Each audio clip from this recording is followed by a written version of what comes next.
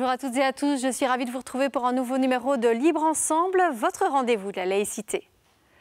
Dans leur pays, la Syrie, l'Irak, ils étaient doctorants ou chercheurs. Un jour, ils ont dû fuir pour échapper aux persécutions, aux services militaires, aux bombes et à la mort. Aujourd'hui réfugiés en Belgique, ils ont retrouvé une certaine forme de sérénité, mais aussi un travail exigeant qui les passionne, la recherche.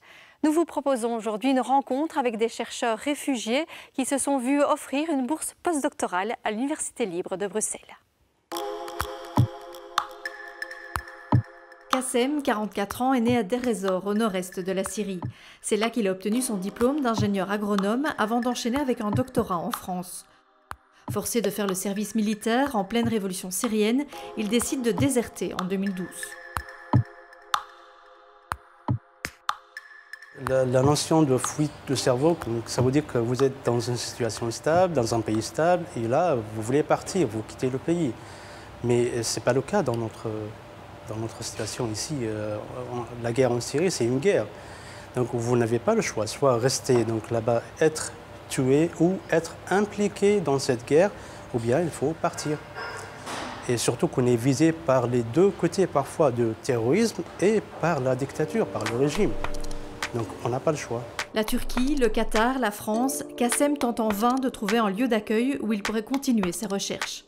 Quand il apprend en 2016 que l'ULB propose des bourses postdoctorales à des chercheurs réfugiés, il n'hésite pas à tenter sa chance. Ça m'a donné en fait l'espoir comme quoi on a toujours quelqu'un qui peut nous aider quand on est en difficulté. Et surtout en fait la fraternité, on peut dire, scientifique ou bien de recherche.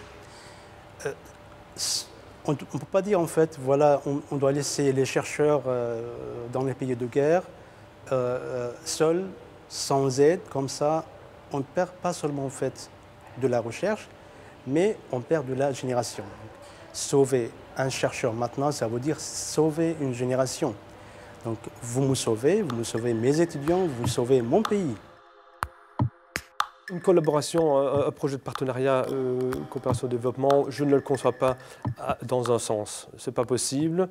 Donc il faut que tout le monde y trouve quelque chose. Et donc c'est un échange qui est peut-être dans un sens pour l'instant, parce qu'on lui forme, on lui donne des acquis nouveaux.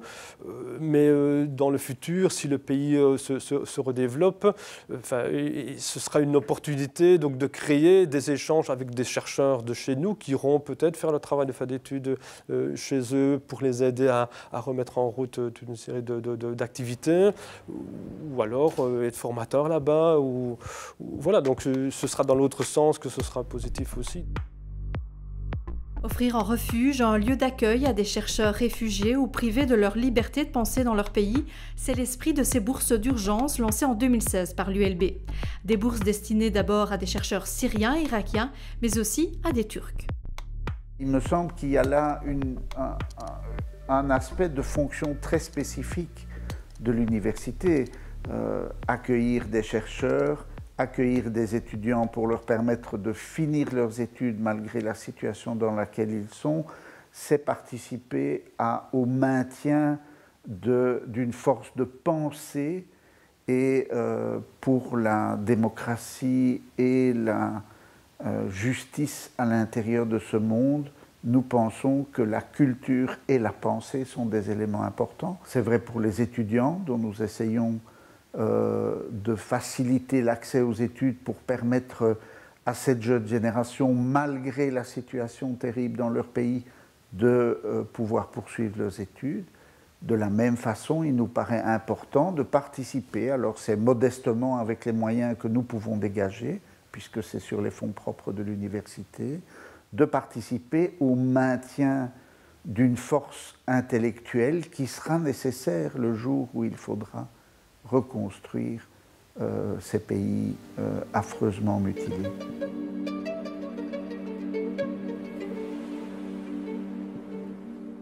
I think it's unique. I think there is no other university in the world did offer this chance for academic people.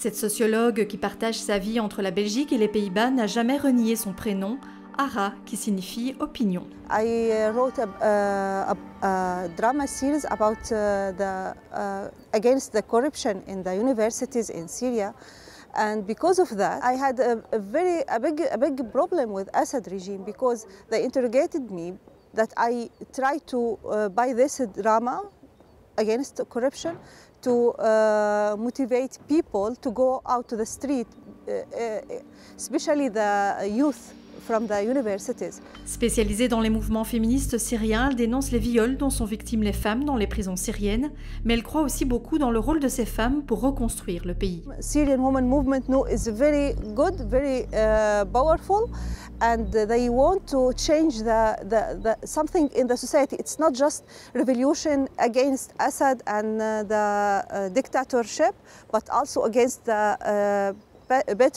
patriarchal system in Syria. Et si Arwa symbolisait cette nouvelle génération, elle qui a quitté la Syrie pour poursuivre son rêve, la recherche en anthropologie biologique, n'imaginait pas qu'elle ne pourrait plus y retourner. J'ai quitté la Syrie en 2007 et j'avais l'habitude d'aller en Syrie chaque été pour voir ma famille et pour continuer à travailler dans les sites archéologiques pendant l'été. La dernière fois je suis allée en Syrie, ça date quand même de 2012 malheureusement, et c'était la dernière fois où je suis allée là-bas pour faire une mission d'études au nord de la Syrie, dans la zone de Kamishli. Et c'est là où j'ai dit au revoir pour la dernière fois à ma famille à Damas.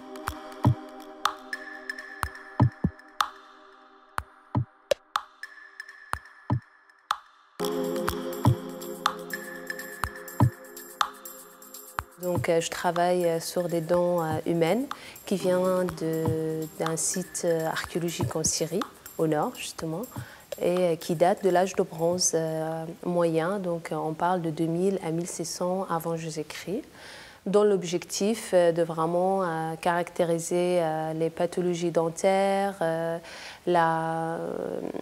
également le régime alimentaire de cette population-là à l'époque. La bourse de l'ULB lui a permis d'approfondir ses recherches, mais aussi de lui ouvrir d'autres portes. L'occasion de pouvoir continuer sur les matériels qui viennent de la Syrie, voilà, c'est quelque chose de très important pour moi. Je ne pouvais pas m'imaginer travailler sur d'autres choses que la Syrie. Donc, et c'est très important parce que comme ça, je participe avec d'autres collègues qui travaillent pareil de l'extérieur sur la Syrie, à vraiment faire vivre l'archéologie et qu'un jour on retournera pour vraiment continuer ce qu'on a commencé là-bas.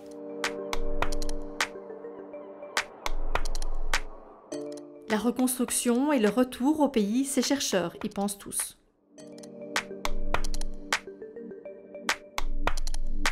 Chacun va participer avec ses moyens, avec son expérience, dans le développement du pays. Dans mon cas, par exemple, c'est la valorisation des déchets alimentaires, par exemple. Ça aussi, ça va participer au respect de l'environnement. Donc, si on a des déchets exploités pour produire des produits qu'on peut profiter dans la vie, on va réduire donc, la pollution dans notre terre. Je parle toujours de mon rêve, parce que c'était rêve de partir et pouvoir continuer à travailler sur l'archéologie, porter quelque chose pour ce pays qui est vraiment riche. Donc du coup, malheureusement, actuellement, je ne peux pas faire grand-chose sur place, mais je suis convaincue que je vais retourner un jour et je peux vraiment faire quelque chose là-bas. Donc oui, je vais retourner, je sais que je vais retourner un jour, ça c'est sûr. En attendant, l'avenir proche se dessinera en Angleterre pour Arwa. Elle y a obtenu une nouvelle bourse dès septembre. Kassem espère lui un financement de la région wallonne. Objectif, poursuivre ses recherches sur la valorisation des déchets issus de l'industrie de la pomme de terre. Ara, elle, écrit un livre. Elle y donne la parole à des femmes syriennes d'ici et de là-bas. L'ULB a donc décidé de poursuivre cette année encore ce programme de recherche postdoctorale et de bourse postdoctorale pour des réfugiés.